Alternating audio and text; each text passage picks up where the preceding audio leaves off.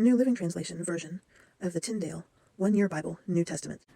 January 13th, Matthew chapter 9, verse 18, through Matthew chapter 9, verse 38, starting in Matthew chapter 9, verse 18. As Jesus was saying this, the leader of a synagogue came and knelt before him. "My daughter has just died," he said, "but you can bring her back to life again if you just come lay your hand on her." So Jesus and his disciples got up and went with him. Just then a woman who had suffered for 12 years with constant bleeding came up behind him. She touched the fringe of his robe, for she thought, "If I can just touch his robe, I will be healed." Jesus turned around, and when he saw her, he said, "Daughter, be encouraged. Your faith has made you well." And the woman was healed at that moment. Verse 23. When Jesus arrived at the official's home, he saw the noisy crowd and heard the funeral music. "Get out," he told them. "The girl isn't dead, she's only asleep." But the crowd laughed at him. After the crowd was put outside, however, Jesus went in and took the girl by the hand, and she stood up. The report of this miracle swept through the entire countryside.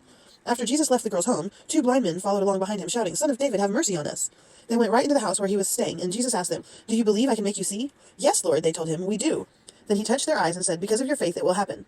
Then their eyes were opened, and they could see. Jesus sternly warned them, "Don't tell anybody about this," but instead they went out and spread his fame all over the region. Verse 32. When they left, a demon-possessed man who couldn't speak was brought to Jesus. So Jesus cast out the demon, and then the man began to speak. The crowds were amazed. "Nothing like this has ever happened in Israel," they exclaimed. But the Pharisees said, "He can cast out demons because he is empowered by the prince of demons." Jesus traveled through all the towns and villages of that area, teaching in the synagogues and announcing the good news about the kingdom. And he healed every kind of disease and illness.